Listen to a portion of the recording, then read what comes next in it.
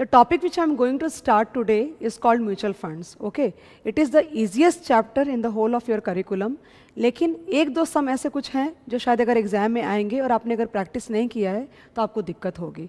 Mutual fund में अपन sums के ऊपर जाएं उसके पहले कुछ ब्रॉड लिस्टेड थियरीज हैं. फॉर एग्जाम्पल म्यूचुअल फंड क्या होता है, then what are the types of mutual fund, then what are the advantages of mutual fund, then what are the disadvantages of mutual fund and so on. तो पहले फटाफट मैं theory revise करती हूँ और उसके बाद जो भी गए सम्स होंगे ना वो अपन डिस्कस करके और चैप्टर को ख़त्म कर देंगे. मैंने बहुत ज़्यादा टाइम अलॉट नहीं किया है म्यूचुअल फंड के लिए, 1-1.5 घंटा I think it would be maximum. I have tried to pick up some 3-4-5 varieties जो ब्रॉडली कैटेगरीज को कवर होगी. Okay, so what do you understand by a mutual fund. मैं जब म्यूचुअल फंड क्लास में पढ़ाती हूँ ना तो मैं एक एग्जाम्पल बच्चों को हमेशा देती हूँ नंबर, और वो एग्जाम्पल ये है दैट सपोज कीजिए कि आप पैसा इन्वेस्ट करना चाहते हो मार्केट में, या स्टॉक मार्केट में आप एक स्टॉक खरीदना चाहते हो. तो एक स्टॉक की वैल्यू सपोज करो 2,000 रुपये है और आपके पास में सिर्फ 1,000 रुपये है, तो आप वो स्टॉक नहीं खरीद सकते बिकॉज मिनिमम आपको एक स्टॉक खरीदना पड़ेगा. लेकिन अगर मैं फंड मैनेजर हूँ और मेरे पास 100 लोग 100 पीपल, अगर 100 लोग मुझे 1,000 रुपये ला के देते हैं तो मेरे पास 1 लाख रुपये आ गए, और उस 1 लाख रुपये से अगर वो 2,000 वाला स्टॉक मैं खरीदती हूँ तो I will be able to get 50 stocks जो कि आप नहीं खरीद पा रहे थे. Okay, and each one of you will be holding 0.5 of that stock which was not possible earlier. मतलब आप फ्रैक्शंस में स्टॉक होल्ड नहीं कर सकते. आपको अगर स्टॉक होल्ड करना है तो कम से कम एक स्टॉक आपको होल्ड करना पड़ेगा. ये म्यूचुअल फंड की सबसे ज़्यादा ब्यूटीफुल यूटिलिटी है जहाँ पे you can hold any number of shares and that too in fractions, thereby giving you or providing the same level of diversification which you could have achieved buying at least one of the stock of each one of them. If you could understand exactly मैं क्या mean कर रही हूँ. आप अगर आपने 500 stock, या बहुत ज़्यादा बोला मैंने, 200 स्टॉक अगर आप आइडेंटिफाई करते हो तो आप हर एक स्टॉक अगर खरीदते तो जो आपका पोर्टफोलियो बनता और जो आपको डाइवर्सिफिकेशन की बेनिफिट मिलती, आप वही 200 स्टॉक 1,000 रुपये से खरीद सकते हो, लेकिन आपकी होल्डिंग फ्रैक्शंस में होगी. तो क्या फ़र्क पड़ता है, डाइवर्सिफिकेशन के बेनिफिट तो आपको उतना ही मिलेगा, वो अपने से आप नहीं कर सकते. Okay, so what is a mutual fund? A mutual fund is a trust which pools the savings of the investors and invests in the capital market. The returns generated in the capital market would be distributed among the investors in the proportion of their holding. The fund is managed by a professional expert called fund manager. आपको ये बात पता होना चाहिए कि जो भी mutual fund का फंड मैनेजर होता है वो रजिस्टर्ड होता है. कोई भी आदमी इस तरह से लोगों का पैसा जमा करके इन्वेस्टमेंट करने का क्लेम नहीं कर सकता. If you want to become a fund manager you will have to be registered with SEBI. Without that, you are not allowed to collect money from people and do any kind of investments on their behalf. Okay, मैंने कुछ theory लिख रखी है. I think it will be easy for us if we go through फटाफट this theory, so that we can give more time to the sums actually. Okay, अब देखो यहाँ पे मैंने लिखा है यहाँ पे a mutual fund is an organization in the form of a trust. इसकी फॉर्मेशन ट्रस्ट के जैसे होती है which pools the savings of the investors to invest in the capital market in a variety of securities. The returns earned on the investment are distributed among unit holders in proportion of their holding. Okay, very easy to understand. आगे there are broadly 2 types of mutual fund. मैंने theory लिखी, आप खाली सुन के लो. Open ended and close ended, क्या फ़र्क है दोनों में मैं बताती हूँ. अगर कोई mutual fund company like Franklin Templeton, okay, अगर म्यूचुअल फंड का आईपीओ लाती है या इश्यू करती है एंड उसका ऑथोराइज्ड कैपिटल अगर अनलिमिटेड है एंड मेचोरिटी डेट पता नहीं है, तो वो वाली जो म्यूचुअल फंड होगी उसको बोलेंगे अपन ओपन एंडेड म्यूचुअल फंड. मतलब आप चाहो तो जब जाके कंपनी के पास में से म्यूचुअल फंड खरीद सकते हो और जब चाहो आप वो म्यूचुअल फंड कंपनी को ले जा करके वापस कर सकते हो, कोई प्रॉब्लम नहीं है. आप आज खरीदे कल बेच सकते हो, और मतलब it provides ample amount of liquidity actually. Okay, एक दूसरा होता है closed ended mutual fund scheme. इसके अंदर में the authorised capital of the mutual fund is limited and the maturity is known. 3 साल 5 साल जो भी होगा उसके बाद वो म्यूचुअल फंड डिसकंटिन्यू हो जाएगा. ओके, एक बहुत बड़ा फ़र्क जो होता है क्लोज्ड एंडेड में और ओपन एंडेड में वो ये होता है कि आपका जो क्लोज एंडेड का आईपीओ आता है ना, वो लिमिटेड पीरियड के लिए ओपन रहता है। मतलब वो पीरियड ख़त्म होने के बाद आप कंपनी के पास डायरेक्टली जा करके आप खरीद नहीं सकते म्यूचुअल फंड्स और ना ही बेच सकते हैं। दैट मीन्स लोगों को या आपको ये लग रहा होगा कि हम तो अटक गए। मतलब बेसिकली इसका ये मतलब हुआ कि अगर मैं निकालना चाहती हूँ या कोई दूसरा इन्वेस्टर खरीदना चाहता है तो वो नहीं कर सकते। नहीं, ऐसी बात नहीं है।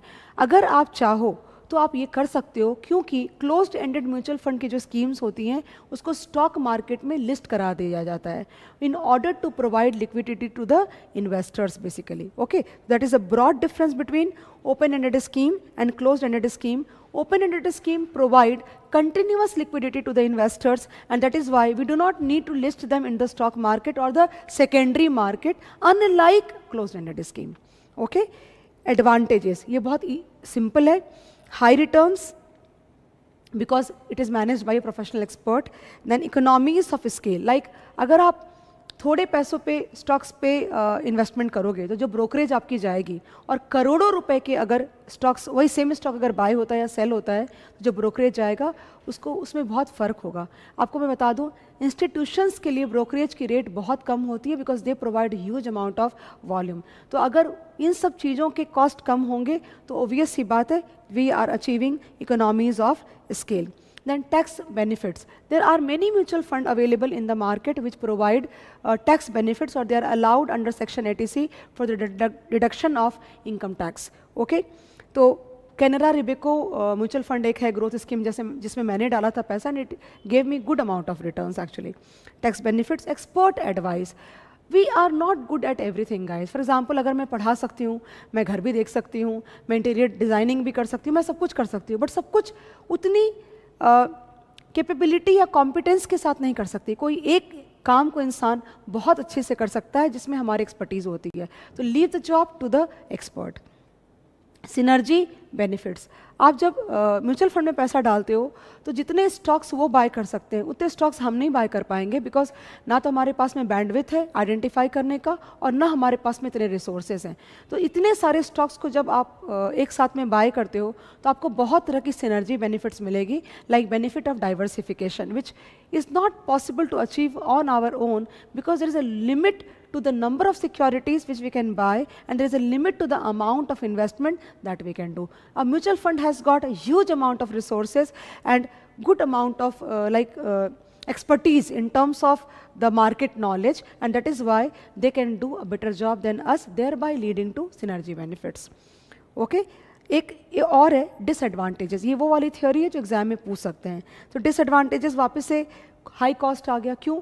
म्यूचुअल फंड कि जो फंड मैनेजर्स होते हैं उनकी फ़ीस इतनी ज़्यादा होती है कि आपका जो पोर्टफोलियो है उसने कितना भी कमाया हो, बहुत सारा पैसा फंड मैनेजर की फ़ीस में चला जाता है और उनके मैनेजमेंट और एडमिन कॉस्ट में चला जाता है, thereby pulling your returns down.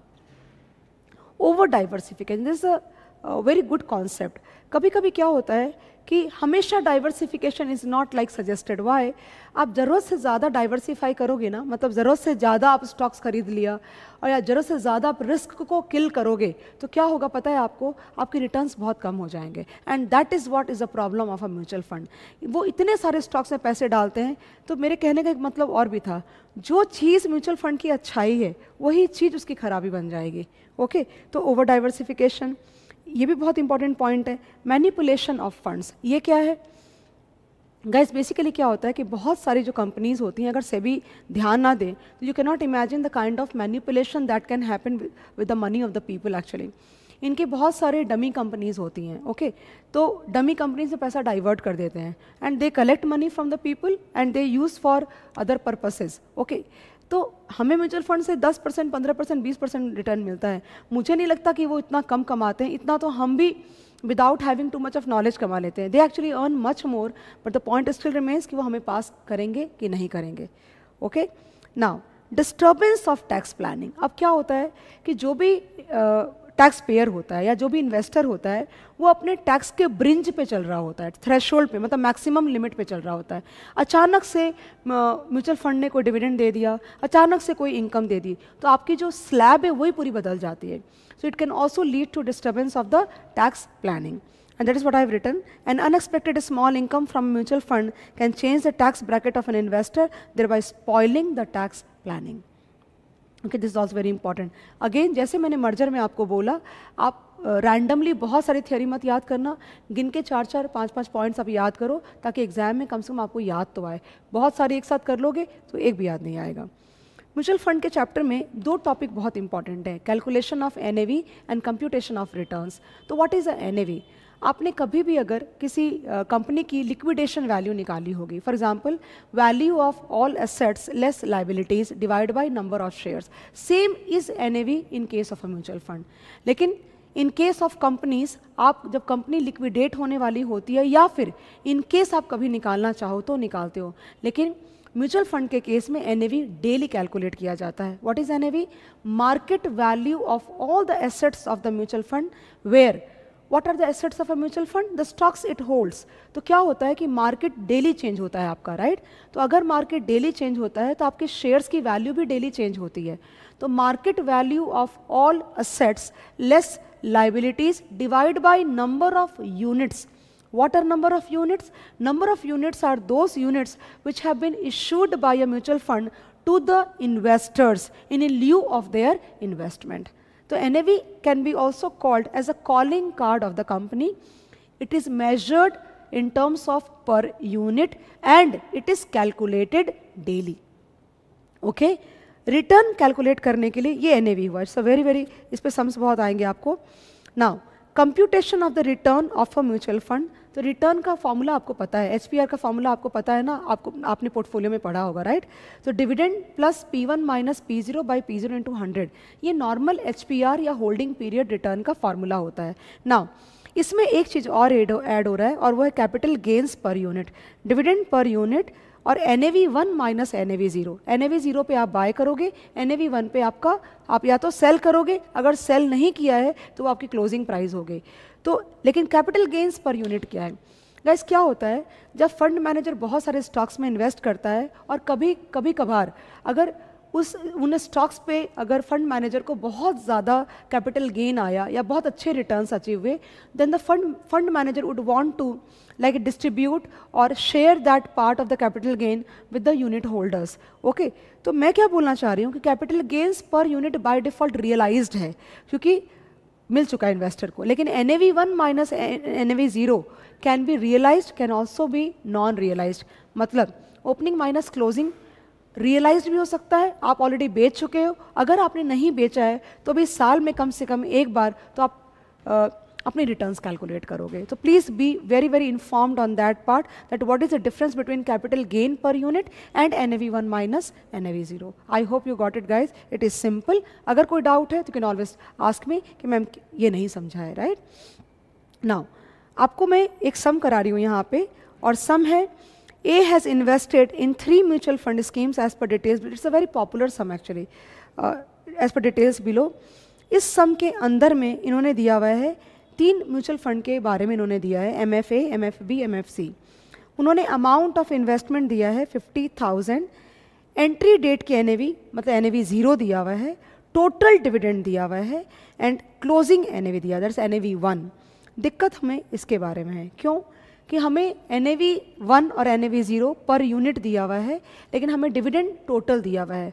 आप जब रिटर्न कैलकुलेट करोगे तो ऑब्वियस सी बात है, एक अमाउंट टोटल और एक 2 अमाउंट पर यूनिट नहीं ले सकते, या तो सारे टोटल होने चाहिए या सारे पर यूनिट होने चाहिए। तो इसके लिए हमें डिविडेंड को पर यूनिट बनाना पड़ेगा, क्योंकि सम क्या पूछ रहा है आपसे, what is effective yield on per annum basis in respect of each of the 3 schemes to mister A up to 31/3/04। तो हमें रिटर्न निकालना है बेसिकली, राइट? तो अगर इस टाइम आप देखोगे ना तो 1/12/03 से 31/3/04 4 महीने होते हैं। तो अपने क्या करेंगे, 4 महीने का रिटर्न निकालेंगे और उसको एनुअलाइज करेंगे, बिकॉज उन्होंने पर एनम बेसिस पे रिटर्न्स बोला है। Okay, now what I am wanting to say is that कि यील्ड निकालना, इफेक्टिव बोला है, तो आपको अगर इफेक्टिव निकालना है तो या तो आप 4 महीने की रिटर्न निकालो और उसको इंटू 3 कर दो, बिकॉज एक साल में 3-4 महीने होते हैं, राइट, दैट वे। या फिर आप उसको जैसे मैंने किया था ना EAY बॉन्ड के चैप्टर में, BEY एंड EAY, मैं यहाँ पे BEY मेथड से जा रही हूँ, ओके। आप चाहो तो उसको EAY भी कैलकुलेट कर सकते हो, कोई प्रॉब्लम नहीं है। So what did I do, मैंने जो 50,000 जो अमाउंट दिया हुआ था इन्वेस्टमेंट का, उसको मैंने डिवाइड किया 10.50 से। क्यों? उससे क्या हुआ कि मुझे नंबर ऑफ़ यूनिट्स मिल गए, और मैंने फिर डिविडेंड के अमाउंट को नंबर ऑफ़ यूनिट्स से डिवाइड किया, तो मुझे डिविडेंड पर यूनिट मिल गया। And then I utilise that value to compute the return for 4 months. So 0.95% is the yield for 4 months, and into 3 will give you returns per annum. This is effective return. Okay, so you can use either one of them, see your comfort level, and then accordingly you can go ahead. इस सम में इसी तरह से सारे सम जाएंगे, इसलिए मैं ना भी आपको डिस्कस करूँ सारे, तो you can manage on your own. लेकिन सम में एक बात का जो आपको ध्यान देना चाहिए वो ये है कि MFA has got a maturity of 4 months, लेकिन MFB एंड MFC को गलती से भी आप 4 महीने मत यूज़ कीजिएगा, बिकॉज सब में मेचोरिटी अलग अलग है। So be careful on that part, and on that basis you can calculate for MFB also, and you can calculate for MFC also, no problem at all guys.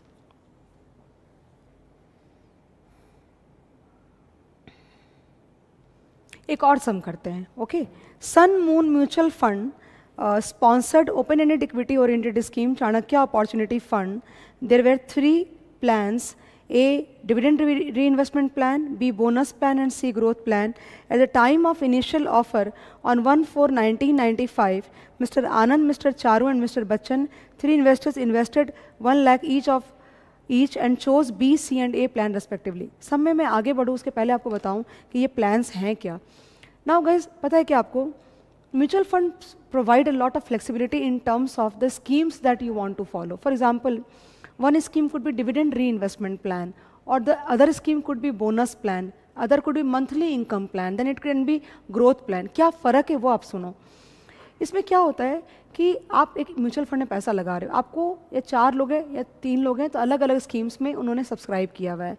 तो क्यों अलग अलग स्कीम्स देते हैं वो लोग? वो इसलिए देते हैं, हर आदमी का इनकम पैटर्न और खर्च करने का तरीका अलग अलग होता है, तो दे प्रोवाइड यू ऑप्शंस कि वो आपकी इनकम को मैच कर जाए, राइट। फॉर एग्जांपल, अगर आपके पास में अच्छी जॉब नहीं है, या आपका एज ज़्यादा है, या आप रिटायर हो चुके हो, तो आप अपने आप सैलरी भी नहीं रिसीव कर रहे हो, बिकॉज आपने जॉब छोड़ दिया, आप रिटायर हो चुके हो बेसिकली। तो इन दैट सिनेरियो आप सोचोगे कि मैं एक ऐसी जगह पे इन्वेस्टमेंट करूं कि मुझे मंथली इनकम आती रहे और मेरा घर का खर्चा चलता रहना चाहिए, राइट।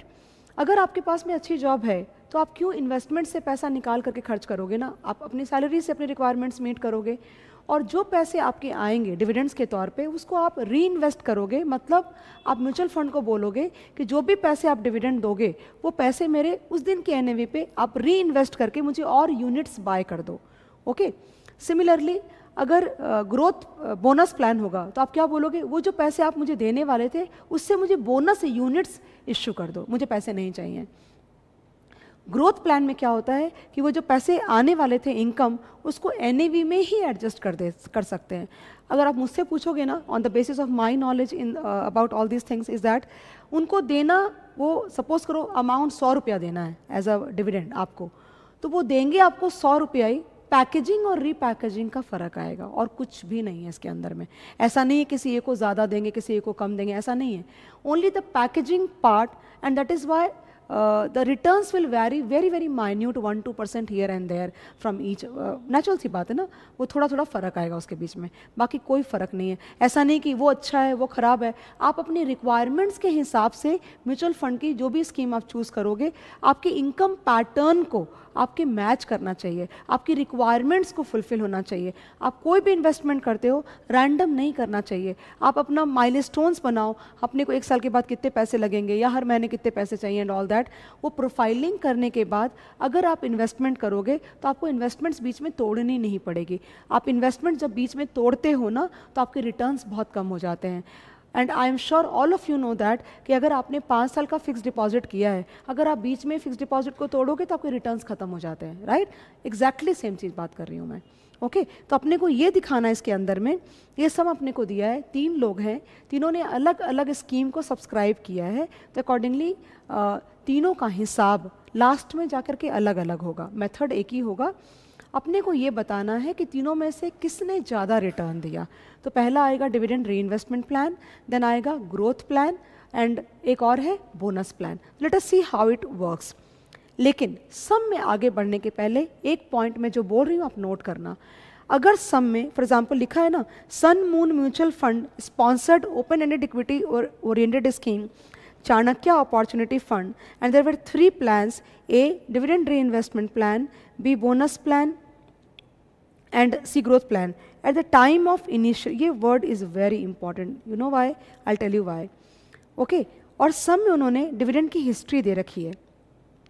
ये पूरा सम मतलब फ्रॉम डेट, ये डेट, फ्रॉम ये डेट टू ये डेट इज 10 साल 4 महीना। I would ask you to calculate and check it out whether it is correct और नॉट। 10 साल 4 महीने का हिसाब है।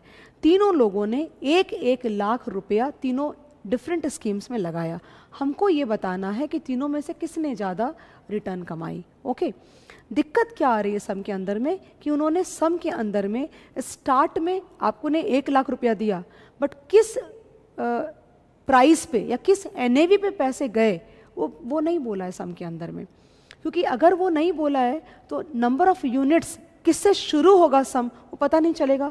तो ध्यान देना, अगर सम में वर्ड इनिशियल ऑफर दिया है तो वो आपको कभी भी नहीं बताएंगे किस एनएवी पे एंटर किया, क्योंकि by default we assume that they would have entered at face value of ₹10।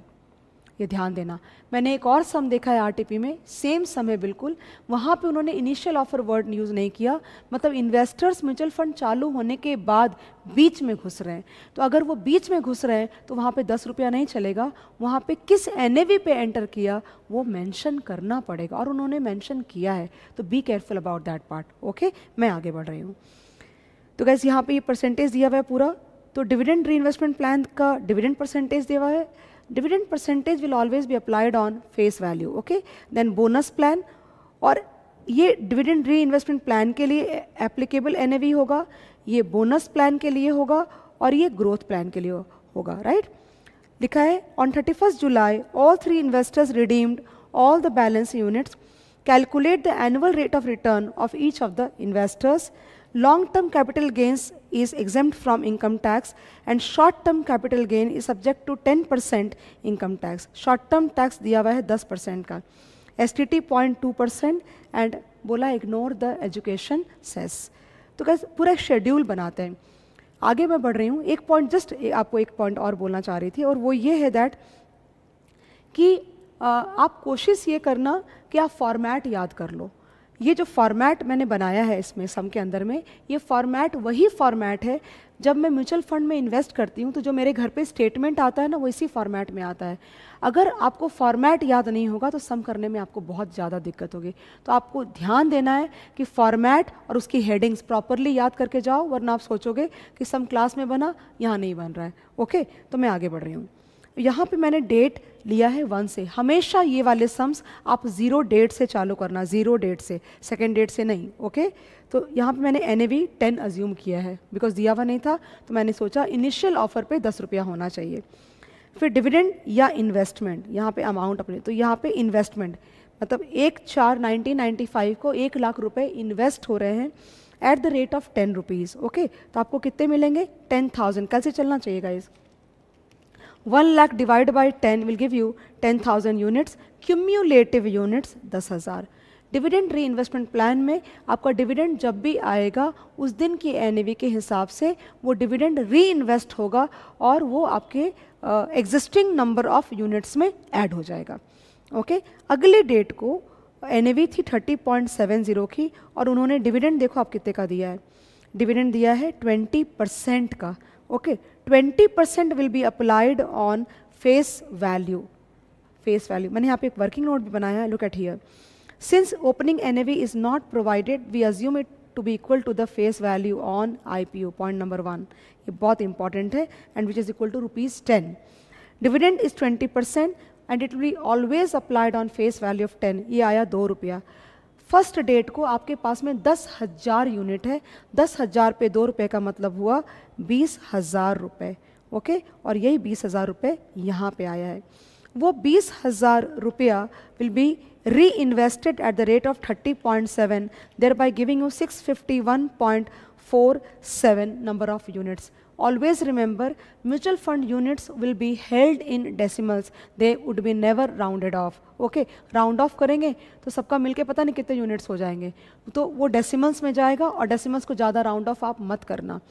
तो आपके पास 10,000 पहले से थे, उसमें 10,000 मैंने ऐड कर दिया, तो वो बन गया 10,651.47. ओके, आपको वापस से डिविडेंड आया, कितने परसेंटेज का है, just let us see, 70%. 70% on what, 10 rupees. तो 70% ऑन 10 रुपीज़ इज ₹7. तो 10,651 यूनिट्स पे ₹7 मिला.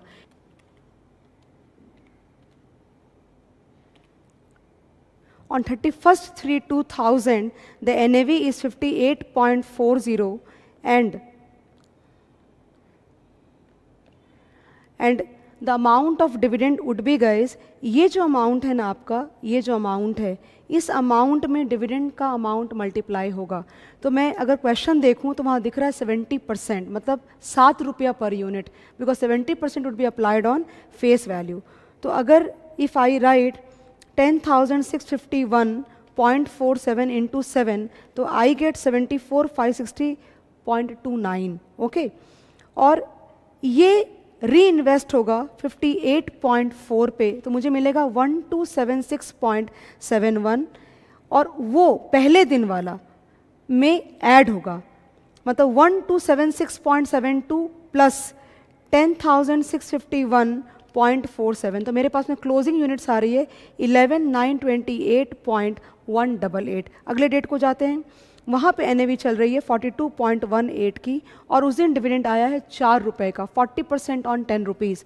तो 11,928.188 इंटू 4 विल गिव मी 47,712.752. ये अमाउंट विल बी री invested at 42.18 and we get 1131.17, and this will be added to 11,928.18 and the closing units become 13059.35. अगली date को आते हैं, यहाँ पे NAV चल रही है 44.45 की, and the amount of dividend has been 2.5 rupees per unit. मतलब क्या हुआ, ₹10 पे 25%. ओके, तो into 2.5 will give me 32,648.375 to be reinvested at 44.45 and I get 734.497 units, और वो पहले वाले यूनिट्स में ऐड हो जाएंगे. पहले वाले कितने थे,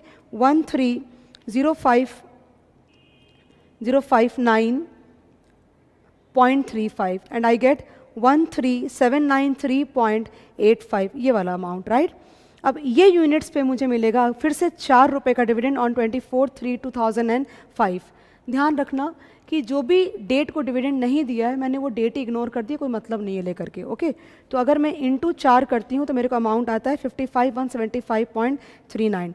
ये अमाउंट को इस रेट पे री इन्वेस्ट करेंगे, divide by 48.1 and I get 1147.097, और वो ऐड होके क्लोजिंग यूनिट्स ये आ गए. एंड इन्वेस्टर चाह रहा है ये सारे यूनिट्स 31/7/2005 को रिडीम करना चाहता है, राइट. तो उस दिन की अगर आप रेट देखोगे प्लान ए में, तो आपको दिखेगा 53.75. आप चेक करो, ये सारे यूनिट्स हम 53.75 पे रिडीम करेंगे तो कितना मिलेगा, इंटू 53.75 पे रिडीम करती हूँ, देखो आपको क्या मिल रहा है. सो 14,940.95.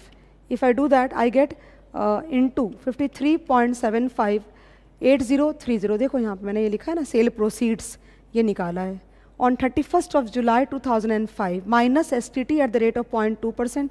ये वाला, ये शॉर्ट टर्म टैक्स में मुझे समझाना है कुछ. गाइस, आपको चेक करना है कि कौन से यूनिट्स वो हैं जिसको 1 साल पूरा अभी नहीं हुआ है. ओके, तो आप देखोगे जा करके कि ये वाले जो यूनिट्स हैं ना, ये वाले, इनको भी 1 साल पूरा नहीं हुआ है, राइट।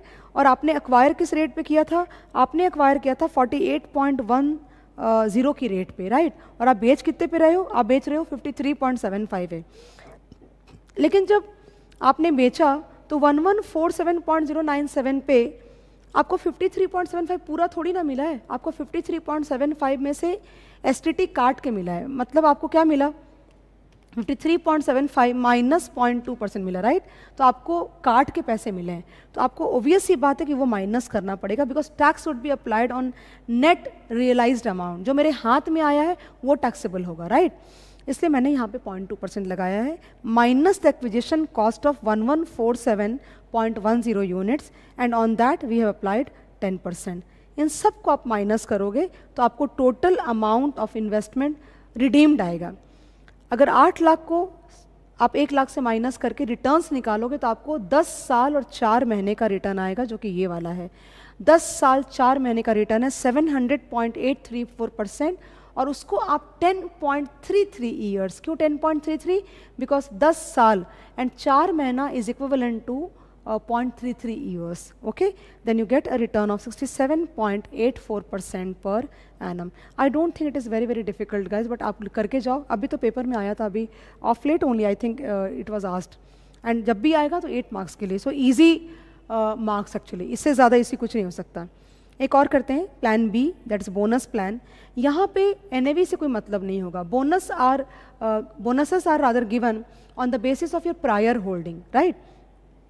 तो 1/4/1995 से सम चालू करी 0 डेट से, वही 1 लाख को 10 रुपये के हिसाब से 10,000 यूनिट्स, क्यूमुलेटिव भी 10,000।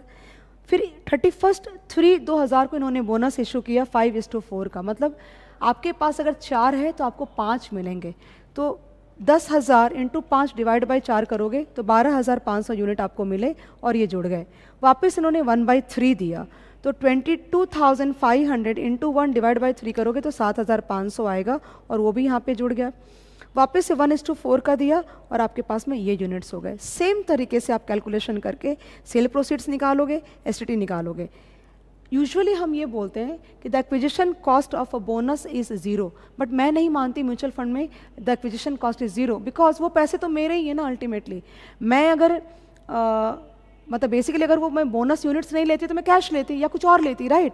तो वो acquisition cost of a bonus share in a company is 0, because वो जो पैसा आपको देने, वो जो बोनस शेयर इशू करती है जब कोई कंपनी, तो ऐसा नहीं कि आप बोनस लोगे तो आप कैश ले लोगे, वो आपके हक का पैसा नहीं है, आपको जो देगा वही लेना पड़ेगा। But in this case it is not like that. The acquisition cost of bonus will not be 0 as per my understanding, because वो आपका ही पैसा है, वो बोनस के तौर पर आपको दे रहे हैं, राइट, दैट वे।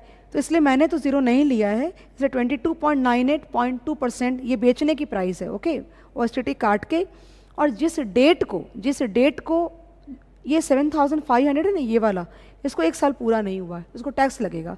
तो जिस डेट को ये वाले इशू हुए हैं units in the form of bonus, उस दिन रेट थी 19.95 की एनएवी इसकी बोनस प्लान के अंदर में। तो मैंने 19.95 को एक्विजिशन कॉस्ट लिया है, एंड उसके ऊपर टैक्स निकाल के same calculation we have taken out 73.3580% per annum, okay. Similarly in growth scheme guys कुछ भी नहीं होगा। आपने 10,000 यूनिट शुरू में बाय किया, बीच में कोई एक्टिविटी नहीं है 10 साल 4 महीने तक।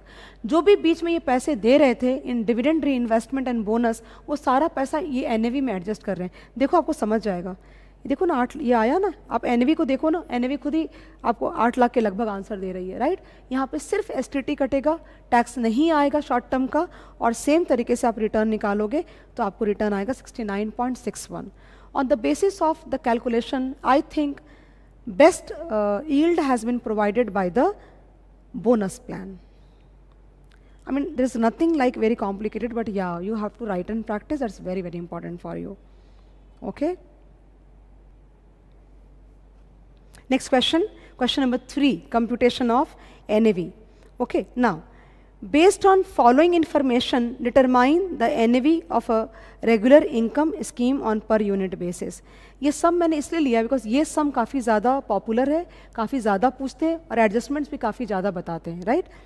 तो लिस्टेड शेयर्स एट कॉस्ट दिया है 20 करोड़, कैश इन हैंड दिया है, bonds and debentures at cost दिया है 4.3, फिर लिखते हैं ये लोग ऑफ दीज, मतलब 4.3 में से बॉन्ड्स नॉट लिस्टेड है 1 करोड़, मतलब 3.3 लिस्टेड है और 1 लिस्टेड नहीं है।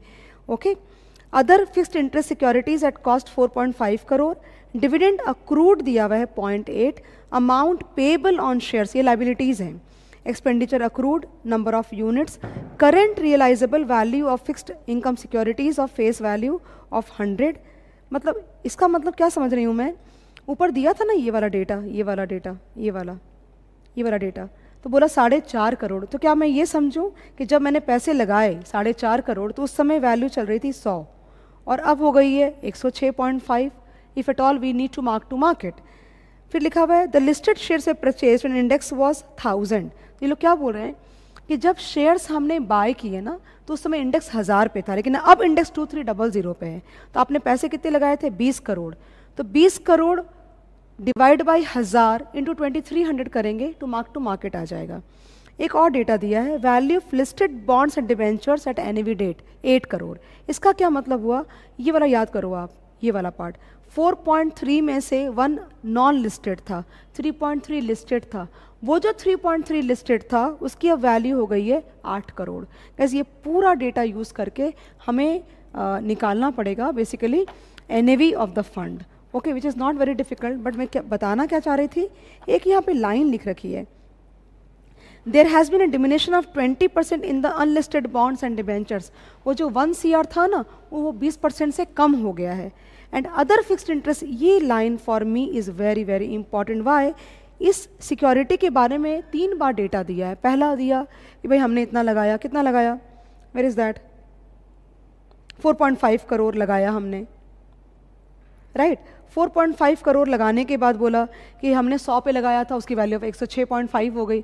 फिर नीचे जाके बोलते हैं that other fixed interest securities will be should be taken at cost. अगर ये लाइन नहीं दी हुई होती तो हम क्या करते, 4.5 crore divide by 100 into 106.5 value लेते in order to calculate NAV. But क्योंकि ये लाइन दे रखी है इसलिए हमें 4.5 करोड़ ही लेना पड़ेगा। जिस तरह से ये गूफ अप किया है, हमको एग्जाम में 2 बार 3 बार पूछा, कभी दिया था ये लाइन, कभी नहीं दिया था। तो आप केयरफुल रहना। अगर आपको ये रहेगा कि नहीं मैंने तो सम किया हुआ है, बस वही मेथड से जाओगे, तो आप शायद कोई इंपॉर्टेंट इन्फॉर्मेशन मिस कर रहे हो। और ये कोई ज़रूरी नहीं है कि ये इस तरह का गूफ अप वो सिर्फ एक सिक्योरिटी के साथ करेंगे, वो किसी भी सिक्योरिटी के साथ कर सकते हैं। So please be careful on that part. तो कंप्यूटेशन ऑफ एनएवी कैसे होगी, वैल्यू ऑफ शेयर्स का मैंने मार्क टू मार्केट कराया तो 46 करोड़ आया। Bonds not listed and coated उन्होंने बोला है 20% का डिमिनेशन, ये मैंने लिया। लिस्टेड एंड कोटेड 3.3 था और अब उसकी वैल्यू 8 करोड़ है। डिविडेंड अक्रूड, याद रखना वैसे तो कंजर्वेटिव वैल्यूएशन मेथड लेते हैं, लेकिन डिविडेंड एक बार अनाउंस हो गया तो वापस रिट्रीट नहीं होता, कंपनी को डिविडेंड देना पड़ता है, इसलिए लिया है। Amount payable on shares liability है, एक्सपेंडिचर अक्रूड लाइबिलिटी है। Then value of fixed income securities at cost 4.5 लिया है बिकॉज नीचे में वो लिखा था। Okay, and cash in hand has been added and the NAV would be 271.30। Why 0.2 because सारा डेटा करोड़ में था, नंबर ऑफ यूनिट्स लैक्स में थे, तो उसको भी करोड़ में कन्वर्ट किया। Guys I think there are lots and lots of sums of NAV in the old practice manual. आप प्लीज़ प्रैक्टिस करो वो सारा, इतना मुश्किल नहीं। आप एक एक बार भी करोगे ना तो आपका हमेशा के लिए हो जाएगा, आपको दोबारा देखना भी नहीं पड़ेगा। मार्क करके छोड़ देना कौन से सम दोबारा देखने हैं, सारे नहीं देखने पड़ेंगे। म्यूचुअल फंड में सारे सम्स क्यों देखोगे, 30-40 सम होंगे लगभग, तो उसमें से 10 सम आप देखोगे सारा कवर हो जाएगा, बिकॉज बाकी सारे रिपीट मेथड से जाते हैं। लेकिन लिख के प्रैक्टिस करना, बिकॉज लिखोगे नहीं तो ब्रेन रजिस्टर नहीं करेगा। लेकिन एक ही बार करो बट लिख के करना आप। ओके, मैंने 1-2 सम और भी डाल रखे हैं यहाँ पे, जैसे मैंने बोला था शायद पोर्टफोलियो मैनेजमेंट में कि एक सम में शार्प रेशियो, ट्रेनर रेशियो और जेनसन्स अल्फा का यूज़ करके तो आपको कराने वाली हूँ। तो ये सब मैंने इसलिए लिया बिकॉज ये सब मेरा बहुत फेवरेट है और एग्ज़ाम में अब तक आया नहीं है। क्यों नहीं आया है ये मैं नहीं बता पाऊँगी आपको। तो आप प्लीज़ एक बार पोर्टफोलियो मैनेजमेंट आप पॉज करो वीडियो को और पोर्टफोलियो मैनेजमेंट में जा करके sharp, trainer and Jensen's alpha का फॉर्मूला रिवाइज करो और वापस आओ। उसके बाद अपने ये सम करेंगे। It's a very very nice sum and perfect candidate for a paper for 8 marks. Okay, और मैं सम आगे बढ़ा रही हूँ, आप पॉज कर सकते हो। तो बेसिकली यहाँ पे शार्प रेशियो क्या होता है? शार्प रेशियो होता है RP minus R F by sigma P, और ट्रेनॉर रेशियो होता है RP minus R F by beta P. तो आपने ध्यान अगर दिया तो आपने नोटिस करना चाहिए था कि दोनों रेशियो में न्यूमरेटर सेम है RP minus R F, denominator में शार्प रेशियो में टोटल रिस्क लेते हैं और ट्रेनॉर रेशियो में सिर्फ बीटा लेते हैं, बस यही फ़र्क है। और इसी चीज़ को इस सम में यूज़ किया जाएगा। तो यहाँ पे दो म्यूचुअल फंड के बारे में दिया है, D mutual fund and K mutual fund, each having close ended equity schemes.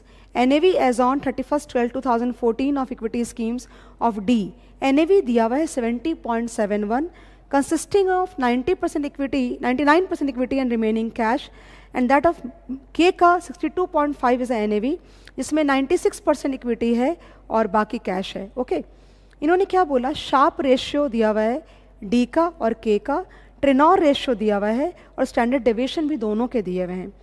There is no change in the portfolios during the next month and annual average cost is ₹3 per unit for this schemes.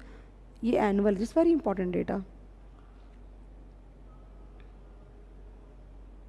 If share market goes down by 5% within a month, calculate expected NAV after a month for the schemes of both the funds.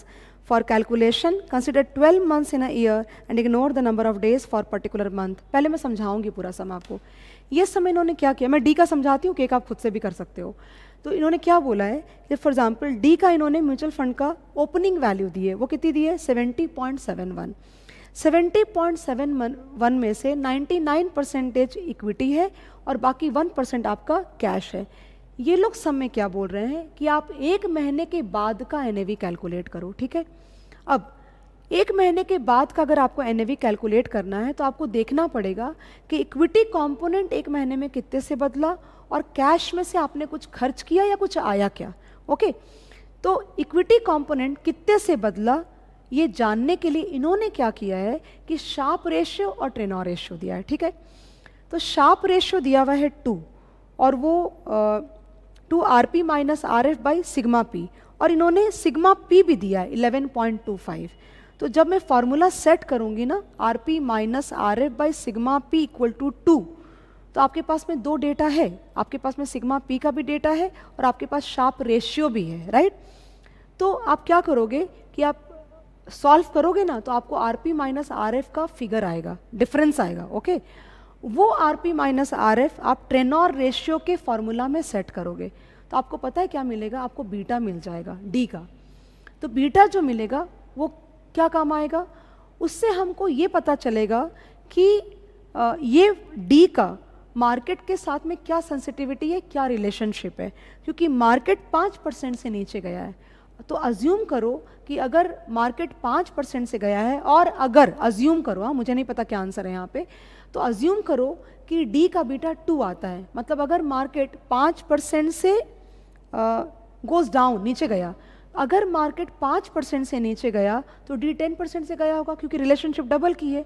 तो अगर beta 2 है, मतलब अगर market 1% से नीचे गया तो D 2% से नीचे गया होगा।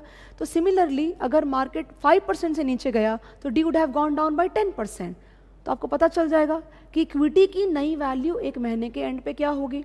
उसके बाद इन्होंने क्या बोला कि ₹3 पर यूनिट का खर्चा है पूरे साल में, तो एक साल को अपन एक साल में उसको डिवाइड कर देंगे। तो ₹3 डिवाइड बाय 12 करोगे आप तो आपको 25 पैसा आएगा, मतलब प्रो रेटा करना पड़ेगा ना आपको। तो आप क्या करोगे, जो भी आपका कैश कंपोनेंट आएगा वो जो 1% है उसमें आप 25 पैसा माइनस कर दो, बिकॉज वो खर्चा है। अगर पैसे का इनफ्लो होता तो हम ऐड करते थे। इन दोनों की न्यू वैल्यूज़ को ऐड करके आप नया NAV बताओगे। इतना ही सिंपल ये सम है। मैं आपको दिखाती हूँ कैसे सॉल्व किया उन्होंने। तो Sharpe ratio RP minus RF by sigma P and RP minus RF beta P. अब लिखा हुआ यहाँ पे, in order to compute the closing NAV we need to bifurcate the equity and cash component so that equity can be marked to market as equity would fluctuate and cash would remain constant from the market point of view. Okay, then for MFD limited तो पहले bifurcation करी, 70.7 को हमने bifurcate किया तो 70 is equity and 0.71 is cash. अब देखो, just look at that, मैंने बोला ना RP माइनस RF की वैल्यू आ गई।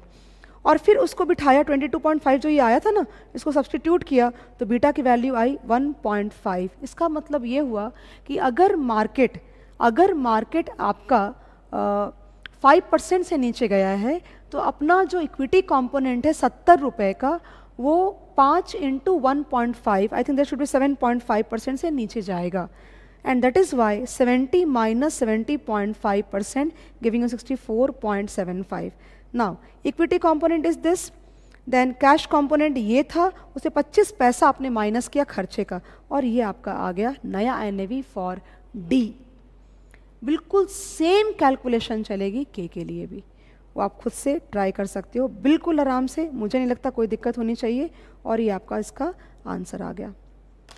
This is that easy, but this a very very important sum, and I am, पता नहीं मुझे ये भी कभी कभी लगता है कि इन्होंने अब तक पूछा क्यों नहीं एग्जाम के अंदर में, right? They could have asked this question because 2017 में, आई थिंक 2017 में इन्होंने एक सप्लीमेंट्री इशू करी थी, उसमें इन्होंने ये सम डाला था जो कि पेपर में अब तक नहीं आया है।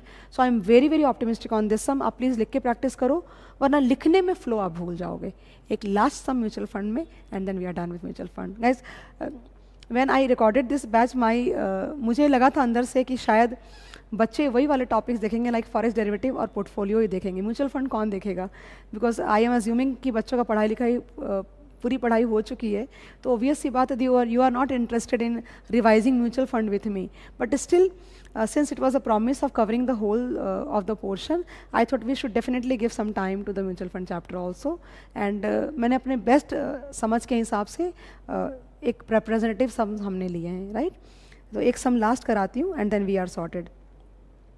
Govind invested 1000 rupees in a mutual fund, the entry load of which is 2.25%. ये डिफरेंट बैंक का सम है और इंस्टीट्यूट का है भी नहीं है सम, मैंने अपने पास में से लिया है।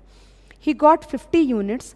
What is the NAV at the time of investment? ध्यान दीजिएगा, NAV के ऊपर में जब आप सेल्स लोड, आप समझते हो क्या होता है? Entry load and exit load.